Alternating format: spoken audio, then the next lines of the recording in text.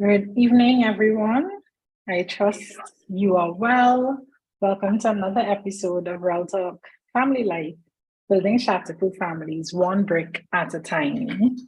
We invite you to use all the emojis to say that you agree, disagree, have a question or a concern. We invite you to raise your hands and ask questions. We do encourage participant interaction and to use the chat feature for those of you on YouTube. We welcome your participation as well. Tonight, we continue discussing parenting. We're going to focus on the difficulty of parenting in the 21st century. Some people might say 21st century parenting, what have we done wrong? Some people might say, is this the lost generation? But in all honesty, we really want to look at how we can help improve, support, negotiate, navigate parenting in this day and age as things get a lot harder for parents. And so in our last program, we kind of discussed what parents should do when they're thinking about having children, now that they have children, or how they can set a pause and change direction in their parenting skills in terms of setting an intentional goal for their parenting skills, bonding with their children, etc. But tonight we want to focus on the difficulty of parenting. And sometimes we look at a child that's bad behaved and we say you needed good parenting or your parents have failed, etc. We want to kind of look at some of those myths and perhaps offer solutions for navigating parenting in the 21st century.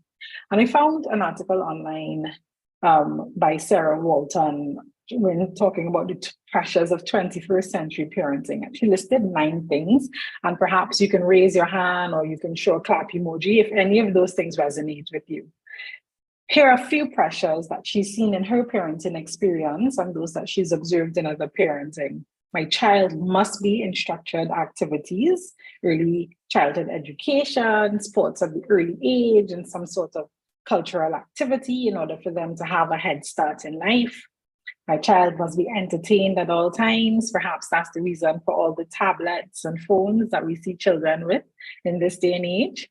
My child must be well-mannered, self-controlled, and obedient at all times in public, especially in church, or I must be doing something wrong as a parent. My child must excel, at something to keep up with the other baby geniuses in today's society. Otherwise, my child is just average, and average is not good enough. My child would be disadvantaged if both my husband and I don't work because we have to provide for these structured activities which cost money. If my child isn't reading by the age of 4, clearly we've done something wrong as parents. I didn't play music for them in the womb. I didn't show them enough Baby Einstein videos, or I didn't provide an intellectually stimulating environment for them. Shame on me. If I have no choice but to work, I'm no good as those stay-at-home mothers. Even if I have the blessing of staying at home with my children, it means I'm not contributing to the family and I'm wasting my gifts and talents. Number 8, my child must begin a sport or cultural arts activity by the earliest age possible, or they won't be able to compete with their peers. They need to play on a traveling team, even if it requires all our time, effort, energy, and money, because this provides the best opportunity for them. And then my child, of course, must be either homeschooled in private education, if in the public system, the best school, vaccinated, not vaccinated, fed organic foods, or not, and the list goes on and on. So I think when we look at these pressures, parents do have a lot that is expected of them. We do tend to compare ourselves to other parents. And so we want to look at that today and see what can we do to support parents in taking time for themselves, in being best parents, but the best parents in the way that their child needs and not by some societal standard that can be a benchmark in a negative way. And so tonight I have familiar faces with me, Pastor Joseph Griffith, Pastor Anthony Henry, and Dr. Patricia Neff. And so I'm going to open the discussion with our panelists and ask them to introduce themselves. And my icebreaker is, when you think of 21st century parenting, what is the first thing that comes to mind? Pastor Griffith, Pastor Henry, and then Dr. Neff. Hi, good evening, my friends. Who I am again, I always have little to say. Christian for 42 years. I'm a pastor. I love the Lord. I'm married 36 years. I have 2 adult boys, 23 and 33. And I'm continuing as steadfast as I can in the faith and always willing to help out wherever I can, because there's one God, one church, and I trust there's one purpose. Do I have the answer? Oh, just introduce myself, right? I pause. And when you think of 21st century parenting, what's the first thing that comes to mind? Well, the first that came to my mind was Joseph. You have personally had the existence in 2 centuries, all right? And you've had now, at 23 years in the other century, this challenging century. And certainly I need myself to see how I can reconcile, how I can fit in, how I can understand what we are now confronted by.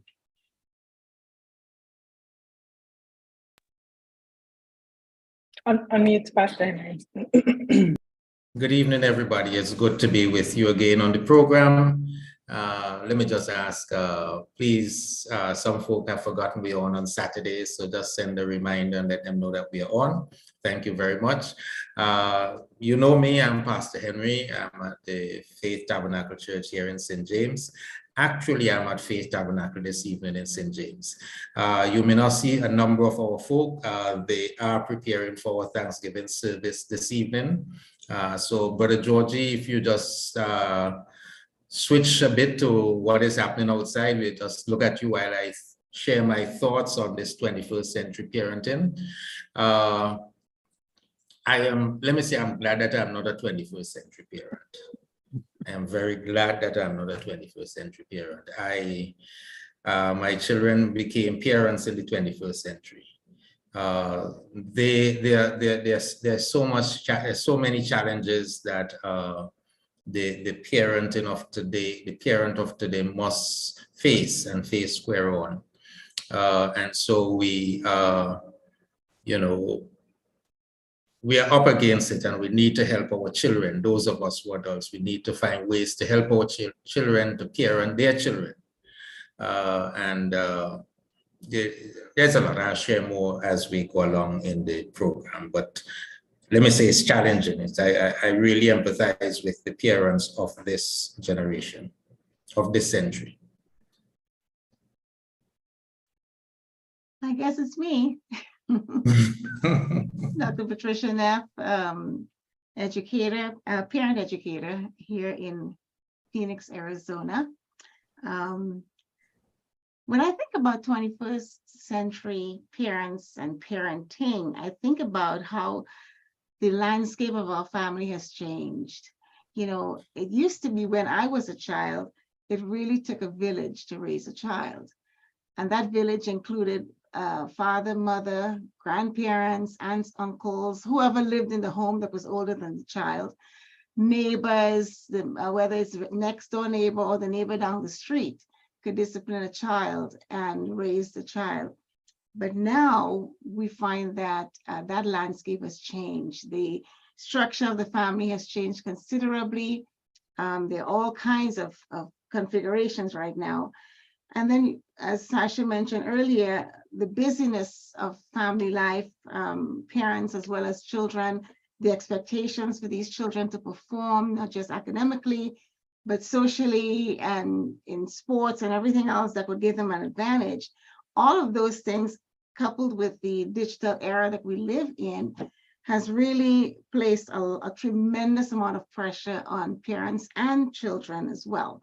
And everybody is overwhelmed and overburdened, and it's taking a toll on family and how they bond and how they connect. So yeah, something is seriously wrong with what's happening today, but this is the world that we live in right now. And I pause. Thank you. Thank you so much. So let's jump straight into some of those challenges, Dr. Neff, as you just, summarized for us. So a lot of parents report that they're struggling with their young children who seem to be defiant and they feel like they're not in control. And so, coupled with that, when you look in society, you see a lot of teenage pregnancies over the last few decades. Parents, who are parents now, you're seeing them getting a lot younger. You see children have nowhere to look in terms of being a good citizen, or what we think are good citizens, I should say, in the church is almost like the television and entertainment and sport icons, who are a bit different to the sport icons that we knew back then, are the ones that our children are trying to model their lives after. And so I guess my first question would be, how do we account for this phenomenon that children are seemingly innately defiant and that parents do not have control, that the world is raising our children as opposed to us doing it? And I see both Pastor Joseph and Dr. Neff shaking their heads. So Pastor Joseph, I'm going to come back to you, and then Dr. Neff, I'll come to you and ask Pastor Henry to join in. Okay, so I'm first? Yes, you can go ahead. Okay.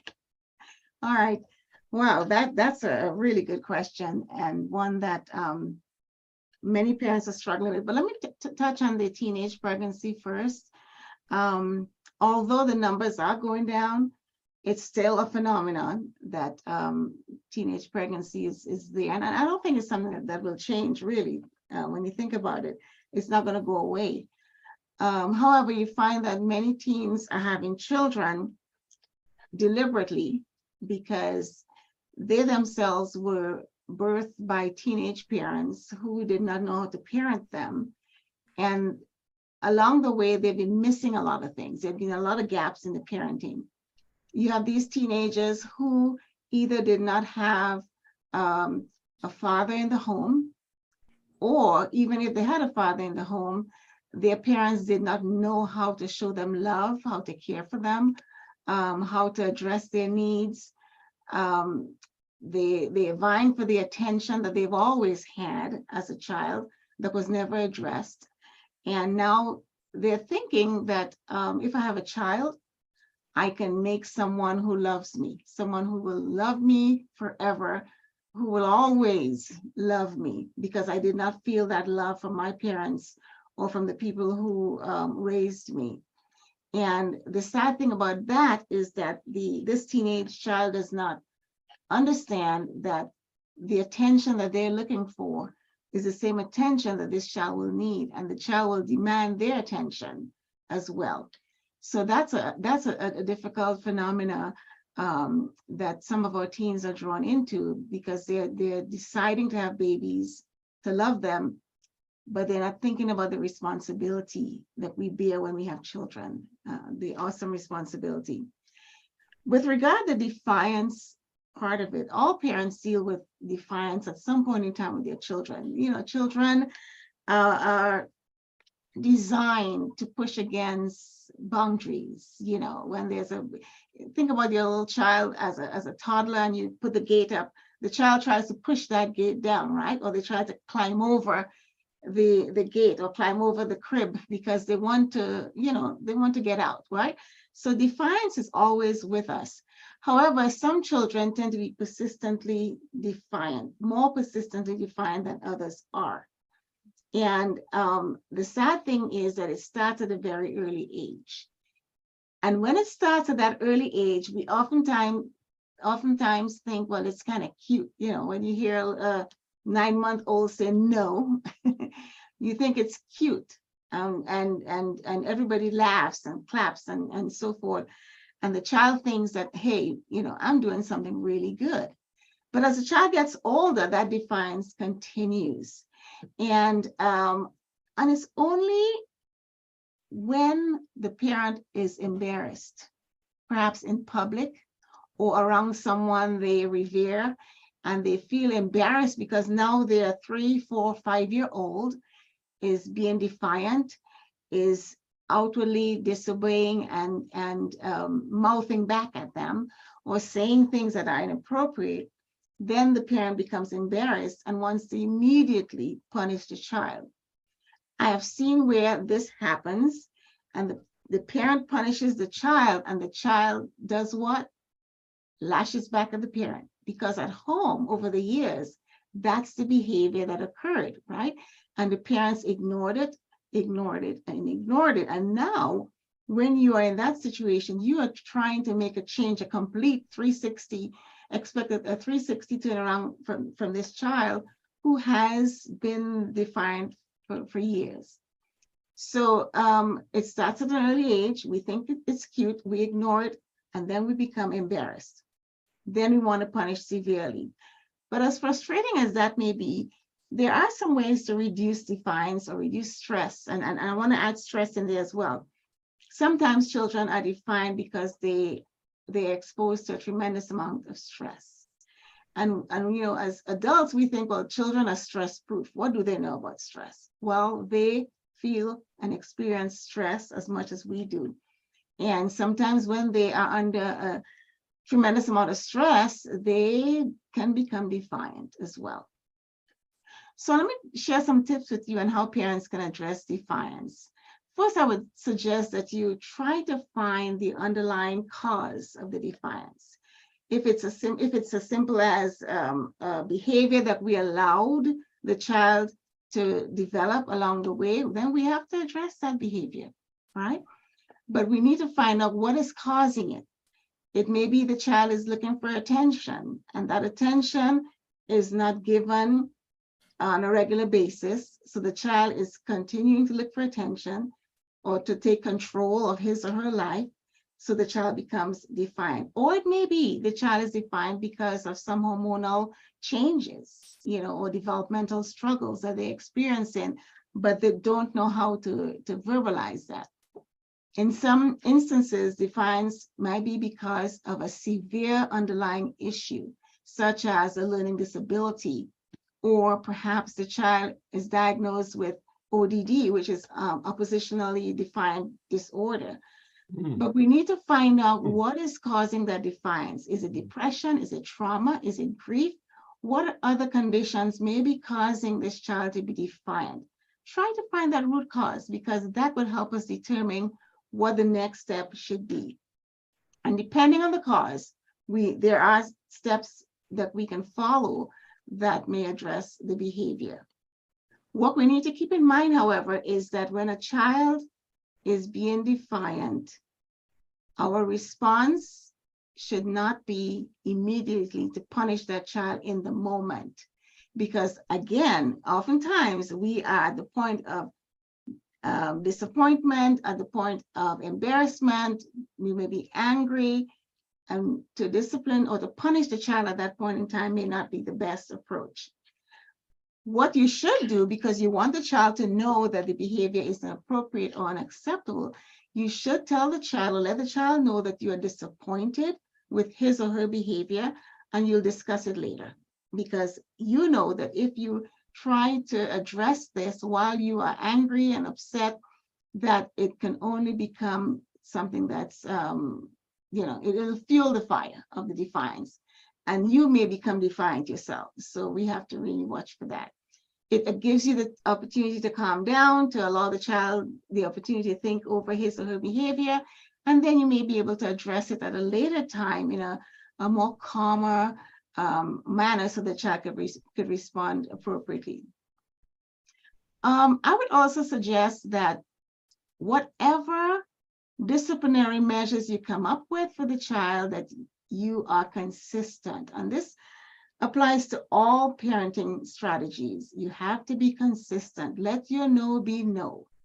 Let your no be no. If you are removing a toy or an activity from the child, follow through. Because if you give in, if you change because the child is whining or crying or acting out, you're setting the precedent that that's what the child needs to do in order to get his or her way. So be consistent with your disciplinary measures so that the child knows that you mean business and that you are not going to waver because of their behavior.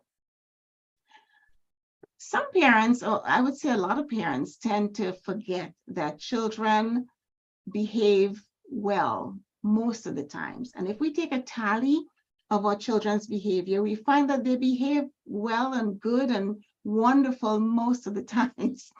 But we tend to focus on the misbehavior, right?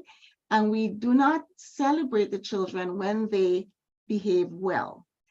And oftentimes that is the thing that fuels defiance or misbehavior. Because if all you do is pay attention to my acting out or misbehaving, and I want your attention, I am going to misbehave more often because I need your attention.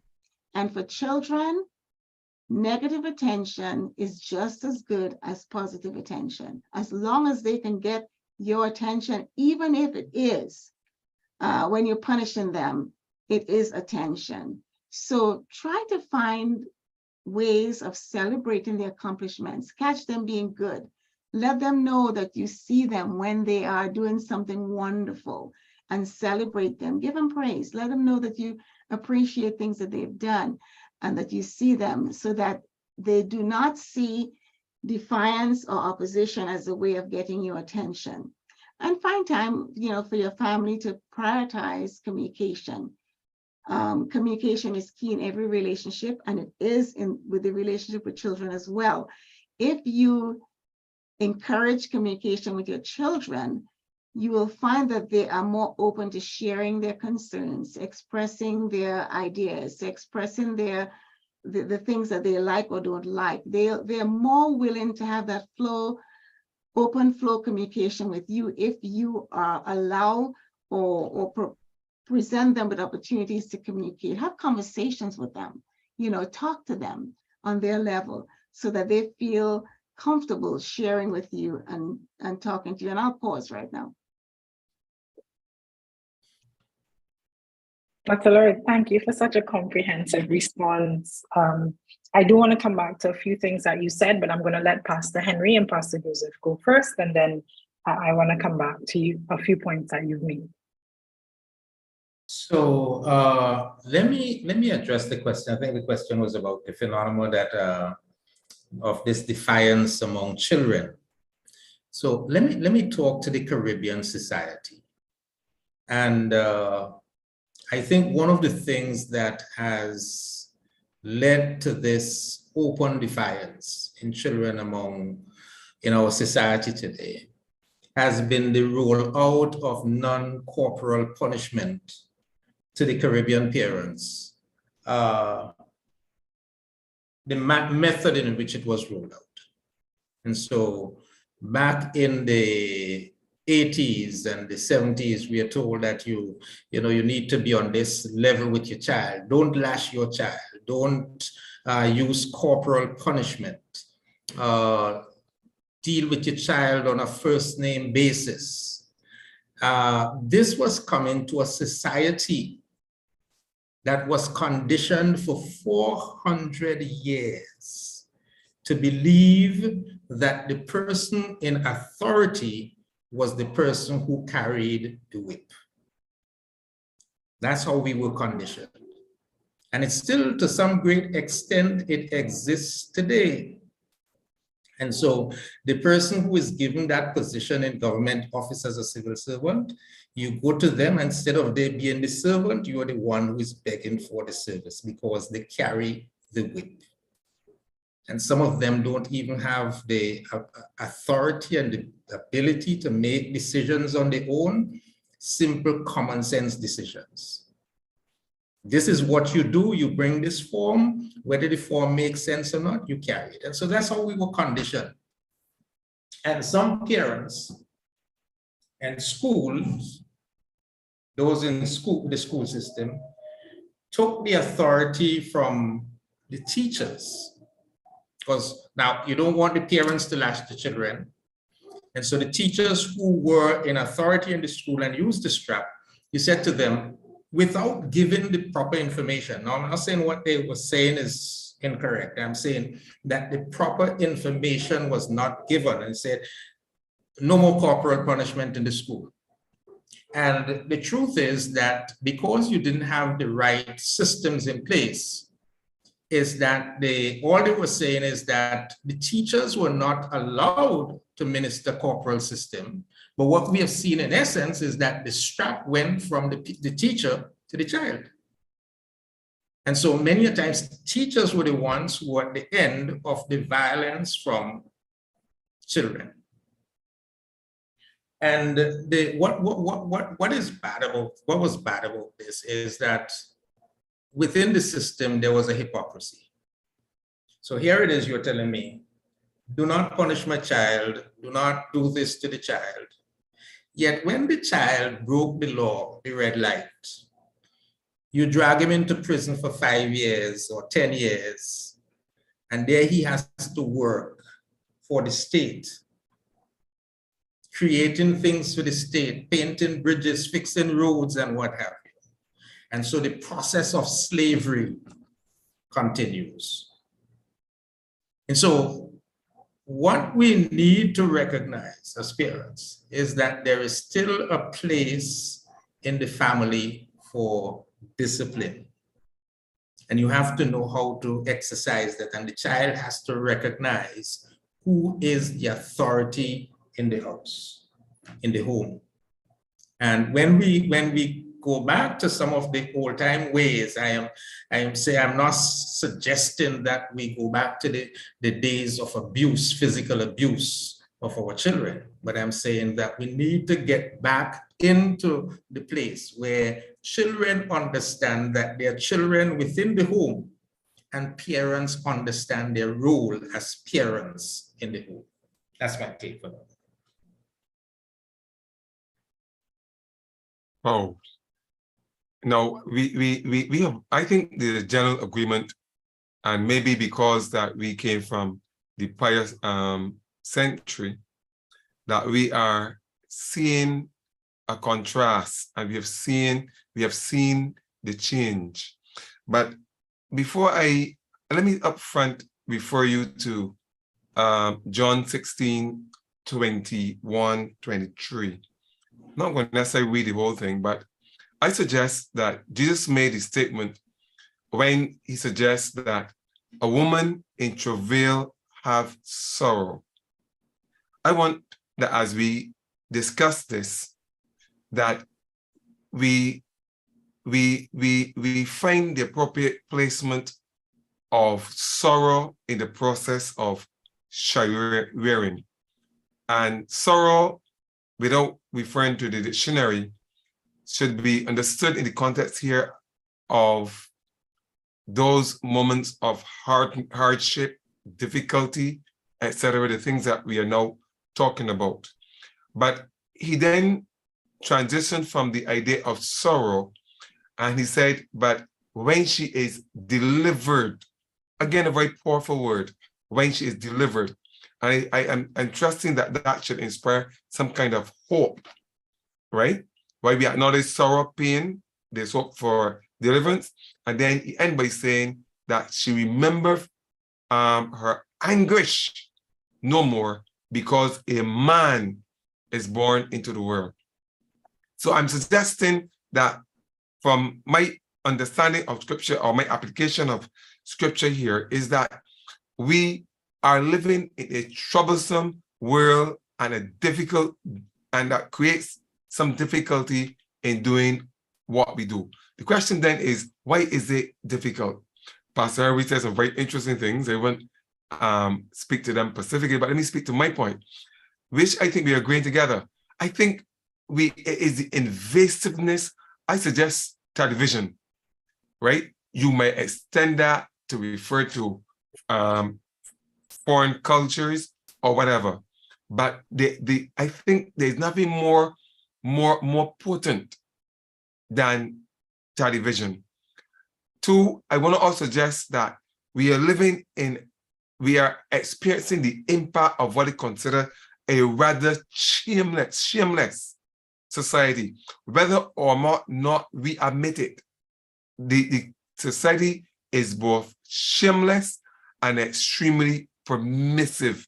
Pastor Henry would have hinted towards it. And a third point, I believe, is that and against that background, we are in a era when people are not afraid, they are bold to challenge the status quo. So with all of that, with all of the change in values, high cost of living, the need to supplement our income, increasing insecurity in employment, nagging experience of growing up, abuse and poverty, all of these are things that are converging together that are making rearing children in this 21st century difficult. And I pause on this one point that I remember I started by saying that perhaps because people like me have come through one century and into this other one, I think it gives me some advantage of being able to compare. And I'm saying that many parents today, unfortunately, are not in a position to do that comparison. And perhaps that might be a message for those of us who have had the experience of experiencing it in both centuries. I pause right here. Wow, that's a lot to take in. I do want to go to the chat. We already have a few comments, but even before doing so, I want to acknowledge Pastor Francis, who's joining us tonight. I see Word of God Ministries, and to everyone else who's participating with us tonight.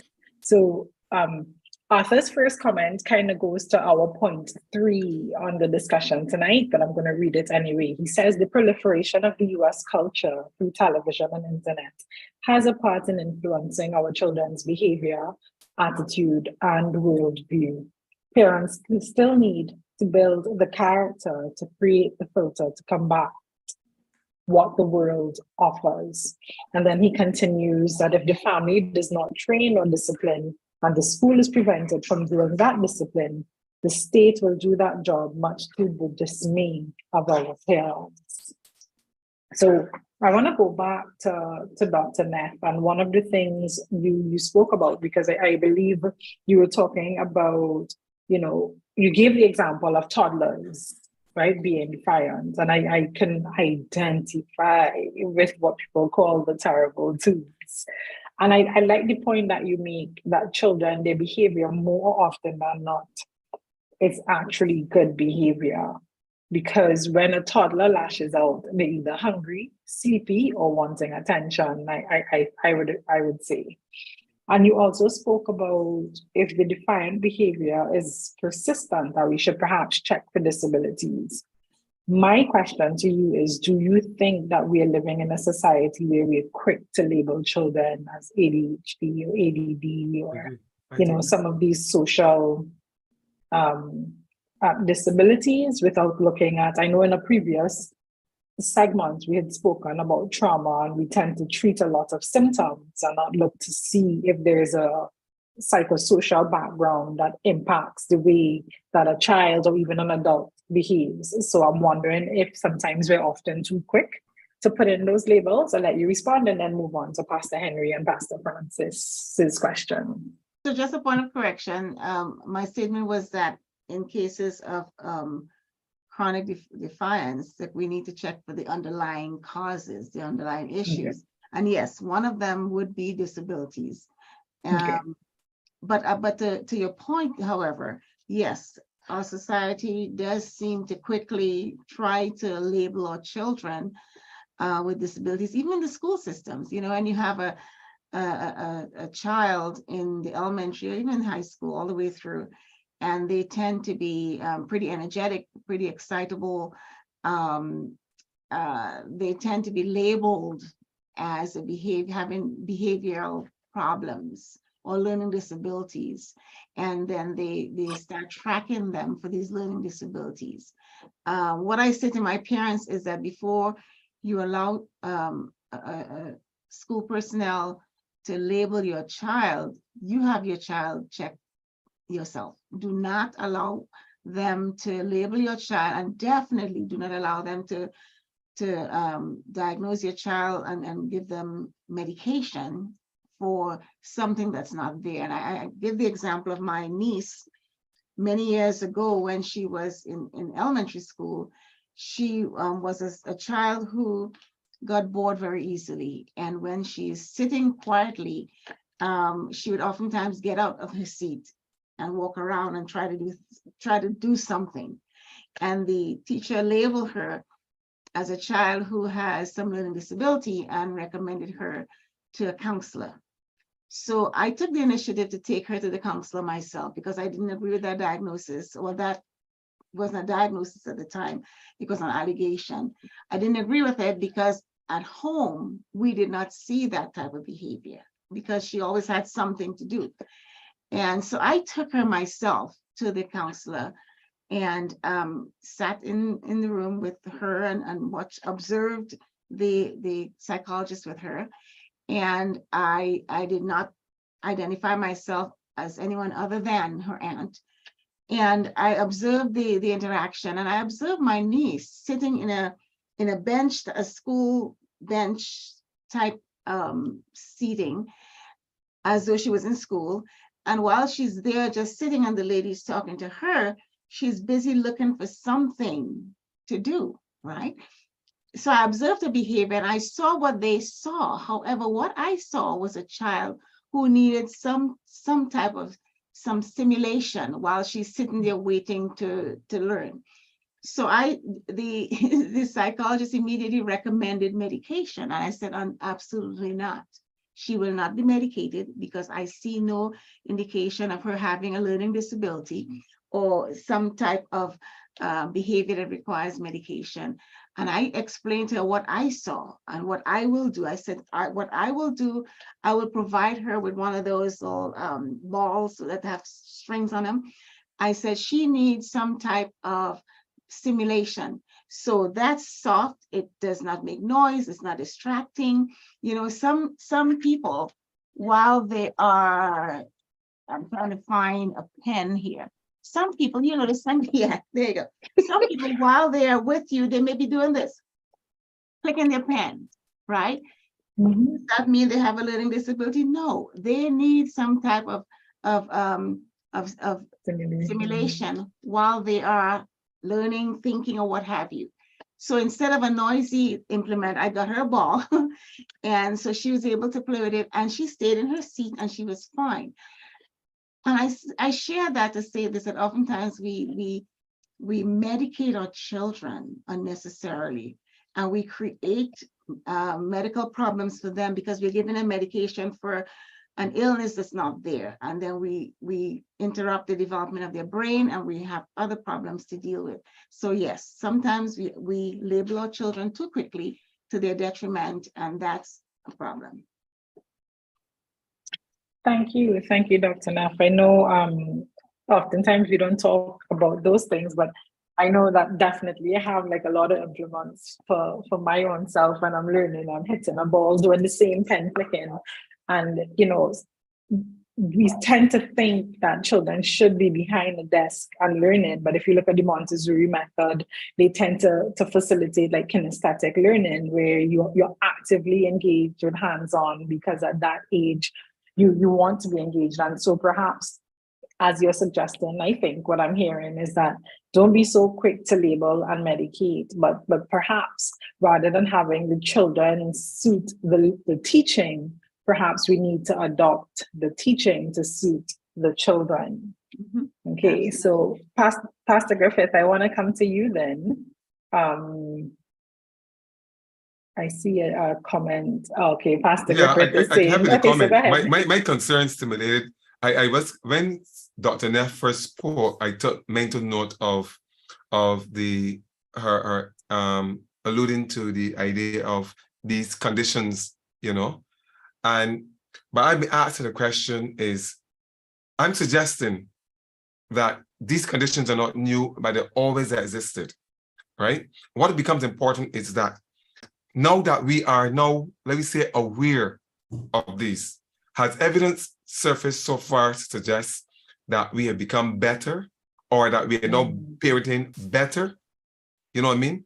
If that is so, then our question or topic may need to be changed, because this century should have been experiencing, it should be much simpler to parent. And I would like to hear how effective we are. I pause. Dr. Neff, do you wanna respond to that, or? And I see Brother Pear is on with us tonight. And so, guys, remember, this program is supposed to be interactive. So if you do have a position, Sister Seneca, who's another educator, I see a lot of educators on the call tonight. So please feel free to comment. This is one of the debrief interactive sessions that we're having. And so don't think you just have to sit down and listen to the panelists. It is a panel discussion, but we welcome your comments. And I see Brother Pear goes, Brother Pear, you want to offer a comment, or? Not as yet. A very interesting comments. Certainly, I do agree with Dr. Neff with the labeling of children too early. We are a very intelligent society, and we have a lot of psychologists and psychiatrists and counselors and all of that for children. Things that we never had for example, I never had that growing up as a young person. And of course, as every young person, we give a lot of trouble when we were much younger, but we did not have that analysis placed on us. And you know, we go to almost to the nth degree, and ending it with medication and all of that.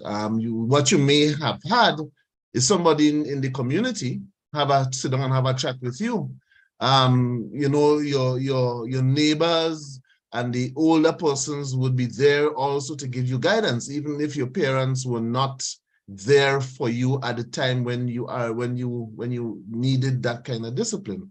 You know, I think somebody mentioned earlier that it took a village to raise a child, and we now have the absence of that village, because everybody's kind of locked away in their little space, minding their own little business, and not wanting anybody else to interfere with their children. And that creates a serious problem in our society. It creates a serious problem in our society. I mean, I remember my father, you know, working in the shop, my mother not there, but the neighbor took care of us. Like if we were their own. So if we fell out of any kind of thing, discipline was there, right there and then. And sometimes if it was reported to your parents, well, you have a second batch of discipline coming. You know, I just wanted to raise that, but we do have some serious issues with our young people, and we need to stop labeling them, stop giving them names, because just as the Bible says that the power of life and death is in the tongue. Thank you for that. And Sister Kadeen said the village is not absent, the village is silent. Kadeen, you run the risk of us inviting you to comment when you make statements like that. So do you want to unmute and make a contribution, or that's it for now?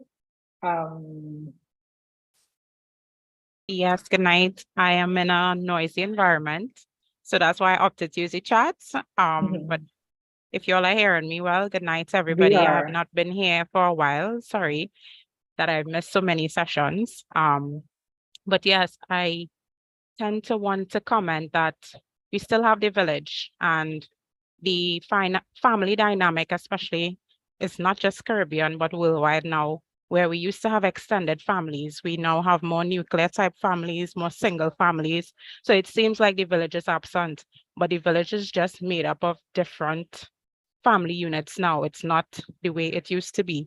And so the more isolated, and that has been the devil's plan from day one, attacking families. And I mean, we look at the first thing that God said, you know, he spoke to Eve about cursing, you know, what she would go through in childbearing, etc., etc. So it was always the plan of the enemy to attack families. And so what we have now is a breakdown in family life, a more disconnect from, you know, even within families, some family members don't speak to each other, they don't see one another, there are no family get together. So that doesn't mean the village is not there. When I say the village is silent, it's that the disconnect between families is very real.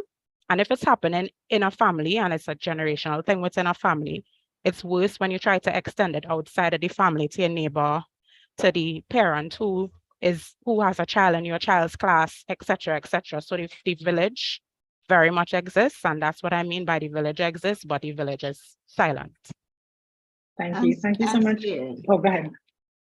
I say I'm scared. I'm scared. Yeah. Can we afford to let happen?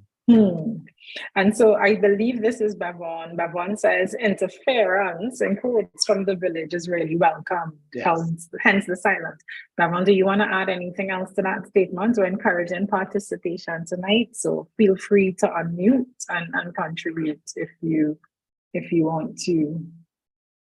Good night. I didn't really have anything to add. It's just that I think I don't want to say that parents are take interference as criticism of their parenting, but it's because, you know, we're still, as parents and especially moms, made to believe that a comment on your parenting is a reflection on you personally.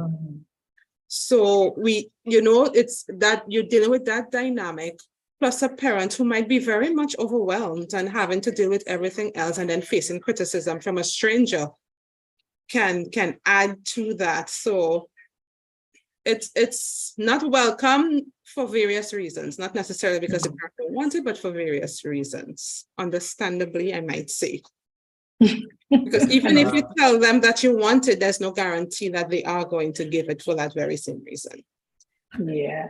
The other thing to Dr. Sutherland, the village has become very muddy, very filthy, so that you cannot expose your children to the village. The village before would come and say that the little boy is smoking. Today the village is pushing weed on the little boy. So it may be there, but it's not a village you want to bring up your child with. You don't want everybody in the village then to be a part of your child's life. Yeah. That is so correct, Pastor Henry. And so again, just going back to how we framed the introduction to the session, right? We're talking about this shameless and permissive society that Pastor Griffith alluded to, the hypocrisy where you don't want people to lash out at your child, but then the law is even more severe on them, and then mothers are holding their head and bawling, but he was a good boy, you know? And so I want to jump into revisiting self-care, which we had discussed in a previous program, where, you know, parents also report that self-care seems not to be an option for them. And so there's a lot of burnout, you know, compounding the stressors of parenting. So in today's society, how do we support these parents in building resilience in their parenting skills when, for all the reasons we've listed, they want a village around them, but not necessarily the village that they're in? And so oftentimes you hear, when we think of Trinidad and Tobago, Jamaica, and communities in the US, it's always about getting out of this particular neighborhood because you want better for your children. But for those who have to stay there, you know, they have to build a particular type of resilience to make contributing, quote unquote, members of society. Otherwise, those children find the extended village and the gang members, etc. So whether or not it is an impoverished area, or even in middle class areas where the pressures might be a different type, you know, vandalism or just intentional defiance to the law, you know, how do we help parents build the resilience when they're talking about burnout for those reasons, wanting a child and 50 million things, activities to give them a better life, working 3 jobs to put them through school? And so I want to start with the church perspective. Pastor Henry, Pastor Joseph, Pastor Francis, I'm going to invite you to contribute as well if you'd like to. And then I'd come to you, Dr. Neff, for a more practical answer. So there are several factors that contribute, and as you alluded to, the economic factor is one of those. And let me say this.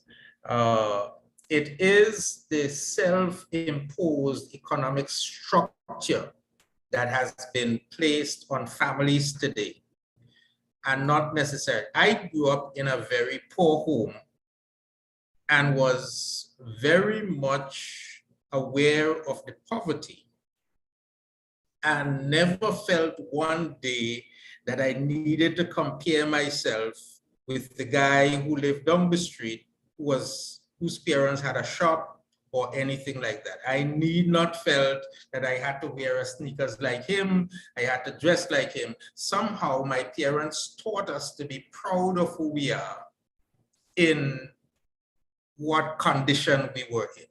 So you are in a society today where the economic cost to parents is one of the things that is causing the burnout, because the parent, as far as the future of that child is concerned, understands that I must pay for extra lessons to get this child to get by in school. Okay, I must pay for extra lessons. The child itself believes that self-worth and self-esteem are based on the type of sneakers that you wear or the brand of sneakers that you wear. And so the television plays a part in that. No, let me take that back. The parents allow the television to dictate to them how you dress and what you dress in to be of worth and of value. And so if you are not in the clothes and in the brand names, you feel as though you are not there. And so parents are now fighting to keep the child in the place where they are where they want them to be. So parents, therefore, must work harder to get the child through school with additional tuition, etc., while maintaining a rent and a mortgage in a particular, and I think you alluded to that also, you have to maintain that rent and mortgage in a particular area in order just to keep the child, you know, free from what is going on in areas that we were not accustomed to, right? So that because of the rise in that kind of a situation, in the crime and what have you, now parents have to work harder to keep their children away from the negative things in society. And there is a second factor. The rise of single parenting, Dr. Neff alluded to it, that is on the decline, but that over the years has been a problem. And the factor with single parenting should not be rest solely on the village ram daddies. Okay. Many a times, young people get into relationship without the social skills of managing conflict, managing their wealth, understanding the value of a personal and a family mission statement. Without having these fundamentals in place, the stressors become even more, so that you have two young people who mean well, they probably are not married, they're into a relationship, and they started off with all the plans and all the desires to stay together, with all the love and what have you, and probably still do love each other, but they're quarreling over the child that came into their life when they weren't prepared for it. And so you end up now, instead of two people sharing the responsibility of raising that child, it's left to one person. And so the stressor becomes even greater. And so how do we support these parents in building resilience for the 21st century? Oh, we just have to get there.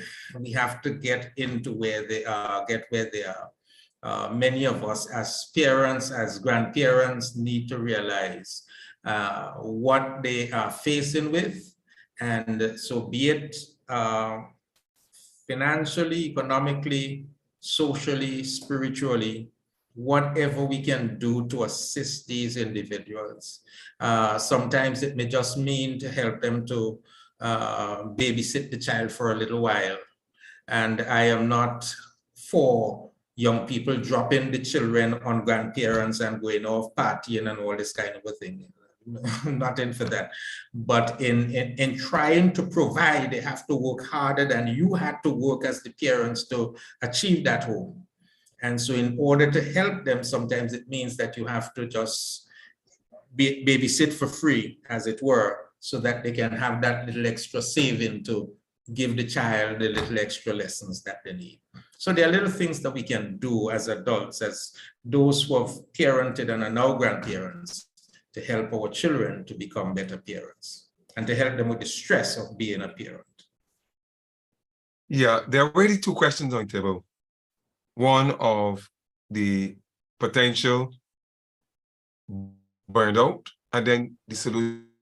I don't want to really sound repetitive, but it might be important for us to, as quick as they can, to highlight what I perceive to be causes of burnout, all right? Because it might help us to identify the problem easier. And I think that we must first of all understand that parents are providers with much responsibility. They're the bills, the well-being, their own personal well-being, the well-being of the whole family, the work that got to be done. Then there's the lack of resources such as money, moral support, fair sharing of workload. And I'm saying that all these things come together or converge together, Pastor, I will say, and have add to the stressors, right? And so you find that parents might find themselves crying. Mostly this happens so in secret. They are likely to respond harshly to children and to partners alike. And clearly, what that suggests is that intervention is necessary or relief is necessary. But in whatever case is in order for these people to reach out for relief, intervention, or solutions, they have to come to a position of understanding what exists. If I were to speak briefly to the matter of solutions, what I might suggest, right? I have already suggested, and I will suggest it again, that we must not underestimate the role of support groups. And specifically, I'm talking about parent support groups, right? And the reason why the Pacific group is important, because that when you can come together as people with common issues, people will recognize that I am not the only person having that experience. So we can share, we can cry, and we can have fun. Also, I want to raise the situation where where we need to create facilities where children can be dropped off.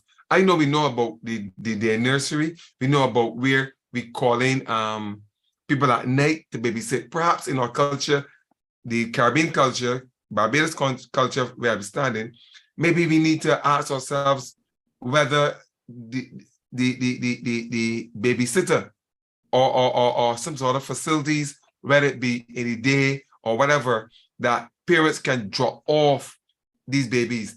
We spoke just now about young people sometimes get into parenting before they were ready.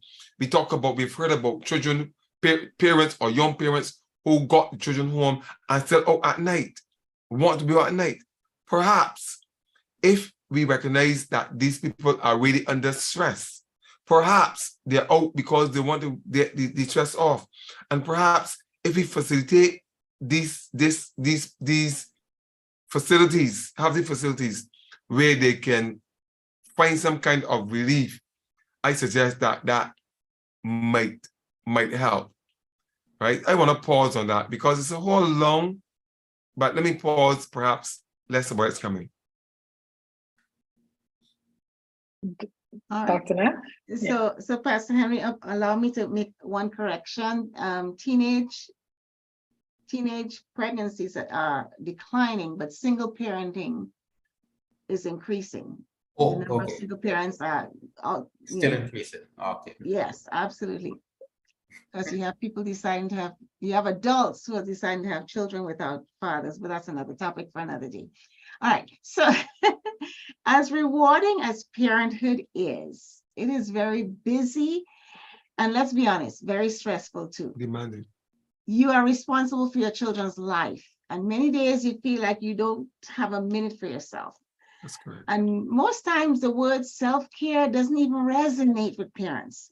You may dismiss it as something frivolous and unnecessary or even selfish. But let me share my experience with you, and I know most of you have experienced this. I remember the first time I traveled to the United States. My oldest daughter was just about maybe about a year and a half or two. And when we got on the plane, the stewardess started her instructions for us. And I remember her saying, if in the event of a loss of oxygen, that these masks are going to drop down. And put the mask on yourself first, not on the child first, and then put it on the child. And I actually felt offended. I thought, well, why would I give myself oxygen and my child can't breathe? And it took me a few years later to understand the concept behind it. Because if I give my child the oxygen, she couldn't help me. She couldn't say, here, mommy, you're about to die, here's some oxygen. But I could do that for her. So it's important for us to understand the value of self-care and the value of taking care of oneself, because it's imperative that we take care of ourselves so we can be better parents for our children. It's a great way for parents to make sure their own needs are being met. But of course, It must be met. sometimes if we don't do that, no one else That's meets correct. our needs, right? It provides mental relief.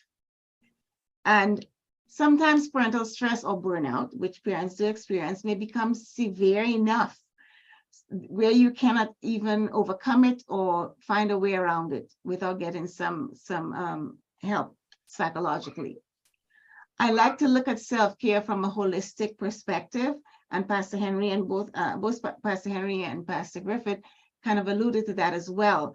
There are so many areas in our lives that we have to work on self-care. It's not just about, going to the movies or taking, getting a babysitter for an evening. It's much more than that.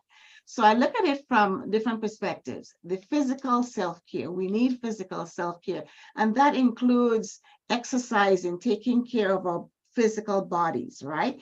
Getting enough sleep. Many parents are sleep deprived.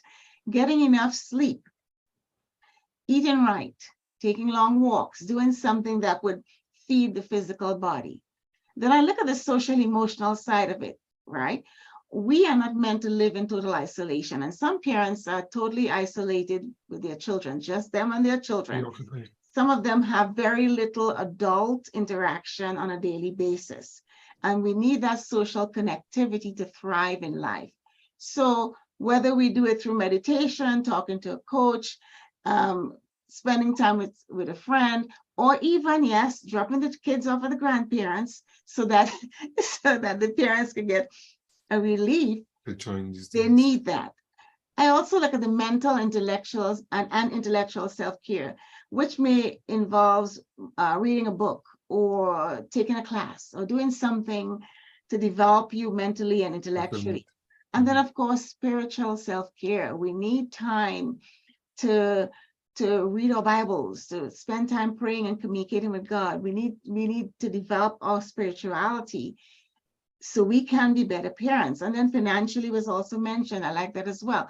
So there are so many parts of our makeup that goes beyond the physical that we need to consider some self-care for, because we need self-care to fight that burnout and to help us to be better equipped to take care of our children. We cannot fill a vessel if our vessel is empty. So we have to refill our vessel so we can fill the vessels of our children. And we need self-care because we want to become resilient as parents. What is resilience? Well, resilience is the process of managing the stress, the day-to-day stress that we experience, to be able to manage it, to function well, and to bounce back in the face of those challenges. And oftentimes we learn and grow from resilience because we learn a lot when we have to bounce back from adversity. Parents who show the ability to cope with stress of everyday life, as well as on occasional crises, have resilience. So we want to be able to be resilient. We want to have the flexibility and inner strength that we need to bounce back when things are not going well. We want to be able to seek for help when we need it, because sometimes we have to go to that third person, whether it's a coach, a counselor, a pastor, a good friend. We need to seek help. We need to be willing to seek help when we need help, and we need to be able to identify the times when we need help. I think I'm going to pause right there, but that I think about covers it. Thank you. And as the three of you were responding to parental stressors, I'm going to read Kadine's comment in a bit, but I was thinking about shaken baby syndrome, right? And just to highlight one of the tangible challenges, awful challenges that happens with stressful parenting. Right. And so, it led from, I think, Pastor Griffith's comment about parents needing a respite, needing a brief pause, a brief disconnect from everything parenting. And so most of the statistics, of course, come from the US because we don't do enough research, I believe, in the Caribbean. But shaken baby syndrome occurs when like a parent or a caregiver shakes a child, really roughly, and it causes brain damage and other things. And babies actually die from shaken baby syndrome. And so in the US now, before you leave the hospital, you have to go through a CPR course. You have to watch these videos on shaken baby syndrome and sudden infant death syndrome. And so the medical community is putting a lot more emphasis on giving parents practical tools for helping and for dealing with their parenting skills. And so it is estimated that 1,000 to 3,000 children in the US suffer from shaken baby syndrome each year. It is actually the number one cause of death for infants. And the reason they give is because a parent or caregiver severely shakes a baby or toddler due to frustration or anger, often because the baby or the child won't stop crying. How many of us could think about a time when our 2-year-old on the ground, flailing, whether in public or in private, and you just kind of like, if I could just. And so, I think it's important that we have these conversations because parents might actually be dealing with these issues and thinking something is wrong with me, when it is exactly what you're saying. We need to be able to fill our cups up to be able to pour out. And we need that respite, as Pastor Griffith would allude to, in order for us to give what our children need. And I love Kadine's comment. She says, in my opinion, a lot of parents are guilty of mistaking responsibility with control or not understanding the balance between both. And so often with growing children, this is what causes stress in parenting. At the very heart of the stress and the burnout is arguably a parent's energy consumed in trying to take control, right? And if it's one thing that can possibly show you have no control is a toddler who is now learning rules and boundaries and regulations. And so that leads right into our next segment. I made the child, not the mind. And so my question to our panelists: how do we help parents build intentionality with molding their children, acknowledging the advantages and disadvantages of different parenting styles? And the reason why I say of the different parenting styles, I have a friend who, going back to what Brother Arthur actually made a comment. I'm going to link what I'm about to say with what he said. He said when Pastor Henry was talking, some of us were poor, but we never knew it. Brother Arthur, that was me. I went to a school where there were a lot of rich children, but I thought I had a lot of money until maybe like Form 5 when it was time for graduation and everybody's talking about which yacht they're going to go on down Pier 1. And I'm like, I've never, ever been to these places before. And then it was kind of like, oh my gosh, we have no money. But everything that I needed was given. And to me, that was richness enough. And so going into parents building and being intentional and molding their children, I think goes back to those value systems, right? How do you know that you are enough? And we talk a lot about affirmations among adults. But I have a former student who Priyanka Deni, who just wrote a book on affirmations for children. And how do we start giving children affirmations so that their self-worth, as Pastor Henry said before, is not built on the type of shoes that we wear or the dress code or the makeup that we wear or everything that the US culture, just general culture outside of the church is throwing at us. So coming back to the question, knowing that we do sometimes meet the mind of the child in terms of the way that we parent, how do we help parents build intentionality with molding their children based on different parenting styles? And I'm gonna let the panelists choose who wants to go first. No, I'm not going to attempt to or tell you that I know the how. Maybe somebody smarter than me will tell you the how. But what I would do is I would say, look, I honestly agree that we need to do that. We need to be intentional in our efforts to mold our children. And there's several reasons for that, right? If I may mention a few, I would suggest, first and foremost, it is our duty to help mold that child. It's our duty, right? Two, I want to also suggest that children expect it, and they will how they view us tomorrow, right? Or let me put it differently, they will view us tomorrow in the light of how we have delivered that molding. I also want to say that our molding efforts will affect the quality of society in which our children live and also in which we ourselves live. And a better society will benefit all of us. So that is my contribution here in regards to the molding, to emphasize that what I may not be able to tell you all the hows, I want to emphasize we must find ways to be intentional about doing it. It just don't happen.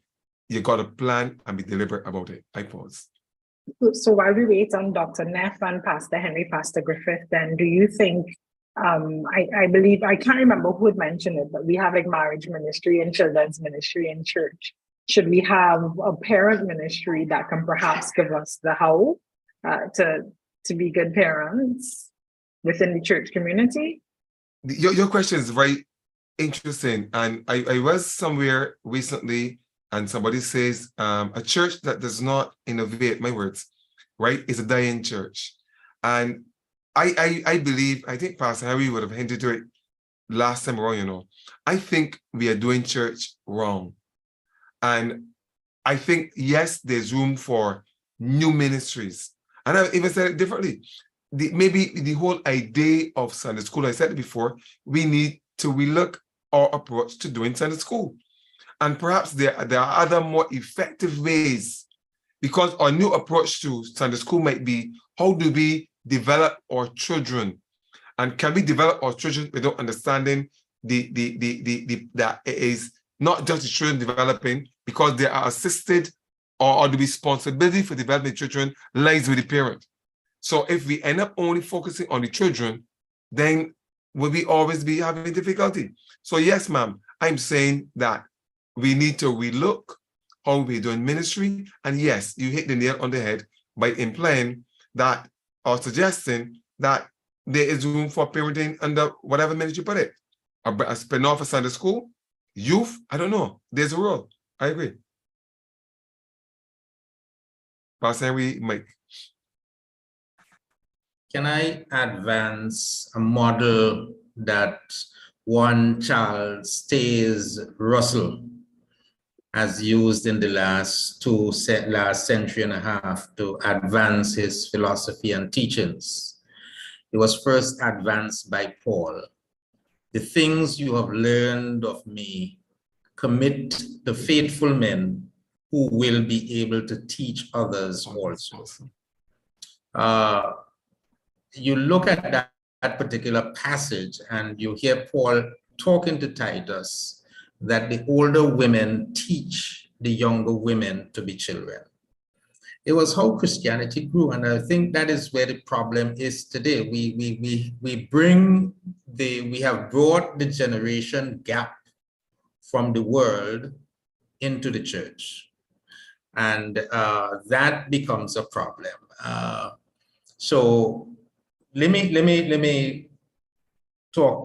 address the whole idea of being intentional with molding your children, because I still believe that although the church helps parents, the church should be helping parents and teaching parents to mold their children, and not necessarily the church molding the children for the parents. So understand my approach. I don't believe that we should be getting there to do the work of the parents, because it's the parents' responsibility, more so the fathers, parents more so fathers, whose responsibility it is to nurture their children. And nurturing simply carries the idea of having a vision for what you want the child to be. That is important. You must have a vision for what you want the child to be. It is recognizing the natural gifts of the child. And so let me clarify that. I am not saying to parents that you said, I want my child to be a doctor, and full stop. And so you push the child to be a doctor. So if you want the child to be a doctor, you must also recognize the natural gifts to the child. For the child, is the child into skills, or is the child into academia, or as the case may be? You have to be able to recognize those from very early, and in so recognize them, you help the child. You're helping the child to find his or her purpose in life. So that's the whole aspect of the whole philosophy behind nurturing the child. I want to help this child to find his or her purpose in life. The authoritative parenting style is best suited for this type of mentoring. It is providing guidance instead of providing the rules and the regulations. It is being able to diagnose and working with the child to achieve set goals, so that you are getting to understand your child from very early, and that is not coming about. And don't mix up the authoritative parent with the permissive, as the case may be, the guy who just say call me first name. I will call you Trevor and you call me Anthony. My son, even sometimes he takes the chance, and just because I wouldn't put a strap behind his back, he takes the chance to call me Anthony, but he still has to call me daddy. He still does.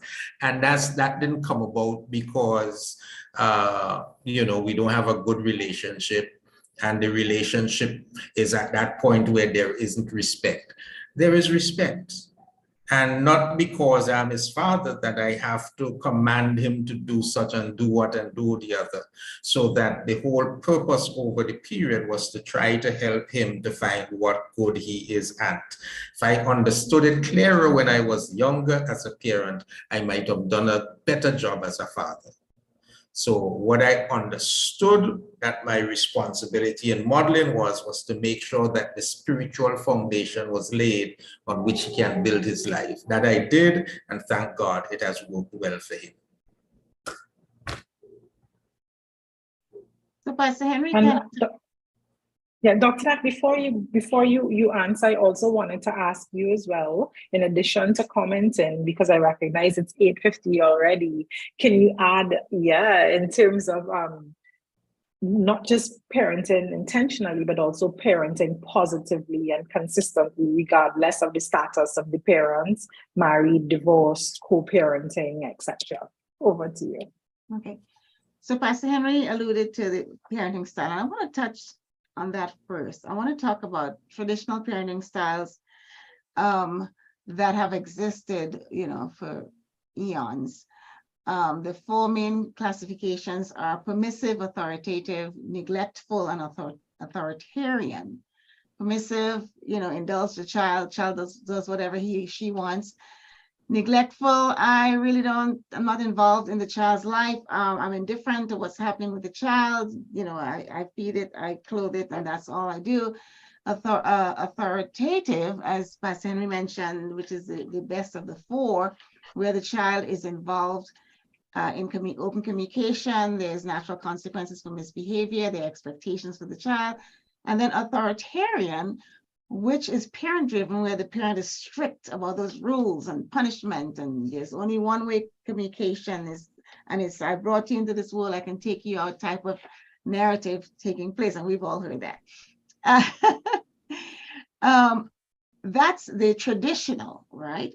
But we now have the modern day parenting styles that have emerged, and they are first the free range parenting, which is the concept that raising the child is allowed to do whatever he or she wants, goes out into the world, makes decisions, and whatever decision they make, we go along with it, follow whatever the consequence is, but it's all about the child having control and making decisions for themselves. You're sending a child out there to make decisions, and they have no idea what they're making decisions about. The helicopter parent is another one. The helicopter parent is a parent who pays extremely close attention to what's happening with the child, to the point where they overwhelm and maybe even stress the child out, right? They are involved and engaged with every aspect of that child's upbringing, and the child oftentimes feels that they're suffocating because that helicopter parent is always hovering over everything. Then the third classification is the paranoid parent, who is driven by fear, right? Everything is done out of fear. They're afraid for this, and they're concerned about this, and the children are vulnerable. And I would say in today's world, especially here in the US, where the school is very rarely now a place of safety and comfort, there's a lot of fear, right? But the paranoid parent is just driven by fear. My child is going to get kidnapped. Is there going to be a sniper? Drugs is around. What's going to happen to the child? So they just, everything they're on. And the fourth classification is positive parenting. And positive parenting is about showing children love and warmth and kindness. It's about guiding them and teaching them how to act and behave. Discipline is teaching and learning. It's encouraging them. It's about helping them thrive by sending them the powerful message that they're loved, they're good, they matter, right? And part of positive parenting is not just what the child does, but what the parent does, okay? It includes providing an environment where the children's learning are supportive, they're encouraged, they have exposure to interesting activities that help them thrive. It's about the parent modeling the desired behavior, modeling the behavior, setting boundaries, there's interaction and so forth. And I want to give the story of a man who, the child was home, his son was home on spring break. And the father chose to teach his son for the entire week of spring break about honesty, not lying, learning to tell the truth and be honest. And because the child was so attentive all week long to that lesson, the father decided he's going to take his son to a movie on Friday. So they got to the movie, and they're in line to purchase the ticket. And when they got close to the line to where they purchased the ticket, the father whispered to his son, "Tell them you're 12." So the cutoff for the cost of the ticket was 12. If you're 12 and up, or if you're 12 and under, it's a lower price for the ticket. So the entire week of lessons on truthfulness and honesty and everything that he taught that child all week went out the window by that simple act. the parent did not model truthfulness and honesty to his son, and the child lost all respect for his father in that moment. Okay, so parents in positive parenting, they have to model the behaviors they expect for their children. If you expect your child to clean up the room, your room must be clean. If you expect the child to put away their dishes after eating, you must do that. So whatever behavior you expect from your child, you are to model that behavior. Research behind positive parenting shows that that positive parenting helps children do better in school. They have fewer behavioral problems, and they're stronger mentally. It also shows that their brain development is much better. It shows that the children are happier. The parent environment, the household environment, the family environment is happier and healthier, and the relationships within the family are also healthier. Mental health issues are minimized, and the whole well-being of the family has increased due to positive parenting. And there is a program that I'm accredited in and I teach to parents called Triple P Parenting. Triple P meaning positive parenting program, where they focus on this whole concept of positive parenting and teaching the children how to behave instead of waiting until they misbehave to then try to punish them. So you teach them how to behave, you explain to them what the expected behavior is in positive terms. So instead of saying, don't do this or no this or whatever, you tell them the expected behavior, because you tell a child no or stop, they don't really connect what they're doing with the behavior you want them to do. So instead of saying, for example, instead of saying, stop running in the house, you say to the child, we walk in the house. So the child knows the expected behavior, and that's what they learn. And then in the event, their children, in the event that they misbehave, then you have that conversation with them. You remind them of the rules. You apply whatever consequence or reward that's in place, but you use positive affirmations as a way of helping the child to thrive and grow, and helping the family as a whole to be resilient. And I pause. So can I just close with my last statement that I have before me, because I think Dr. Ness said it, so let me summarize. Just summarize. So I have here, parenting is modeling. I am always happy to dedicate baby girls, because I ask them, baby girls of parents who are not married, because I always ask the embarrassing question.